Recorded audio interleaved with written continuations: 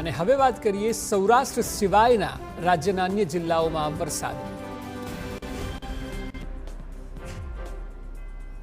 ગુજરાતની જીવાદોરી સમાન સરદાર સરોવર નર્મદા ડેમમાં ઉપરવાસથી વરસાદને કારણે પાણીની ભારે આવક થઈ. સરદાર સરોવર ડેમની જળ સપાટી 131.19 મીટર. ડેમમાં 95,790 ક્યુસેક પાણીની આવક થઈ તો નર્મદા નદીમાં કુલ 50,531 ક્યુસેક પાણી છોડાયું. હાલ સરદાર સરોવર ડેમના તમામ દરવાજા બંધ છે, પરંતુ ડેમમાં RBPH અને CHPH પાવર હાઉસ હાલ ચાલુ હોવાથી તેમાંથી નદીમાં જઈ રહ્યું છે કુલ 50,000 ક્યુસેક જેટલું પાણી.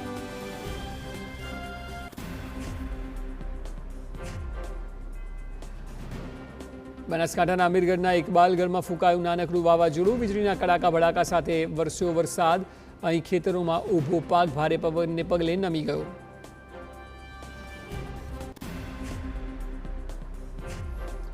મહેસાણાના કડીમાં પણ મન મૂકીને વરસ્યો વરસાદ. શહેર અને ગ્રામીણ વિસ્તારમાં વરસાદ, જેને કારણે અનેક જગ્યાએ પાણી ભરાયા.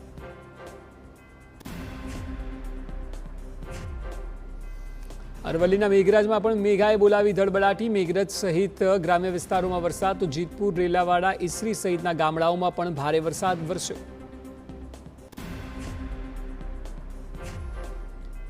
આ તરફ સાબરકાંઠામાં પણ વરસ્યો વરસાદ. જિલ્લાના પ્રાંતિજ અને તલોદ પંથકમાં સારો વરસાદ. પ્રાંતિજના અમીનપુરા, જયસિંહપુરા, પોગલુ સહિતના વિસ્તારમાં વરસાદ થતાં લોકોને રાહત મળી.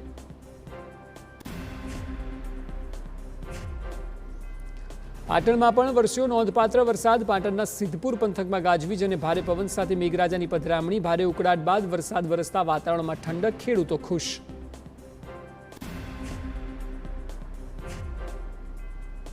વલસાડના વાતાવરણમાં આવ્યો પલટો. કાળા ડિબાંગ વાદળો છવાયા બાદ સર્વત્ર વરસાદ. મેઘરાજાની ધમાકેદાર બેટિંગ.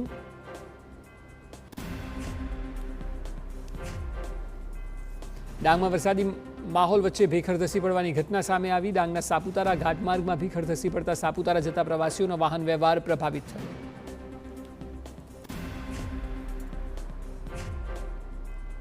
એક તરફ ઝરમર વરસાદ ડાંગમાં, બીજી તરફ લીલાજમ જંગલો પ્રકૃતિના સૌંદર્યમાં વધારો કરી રહ્યા છે.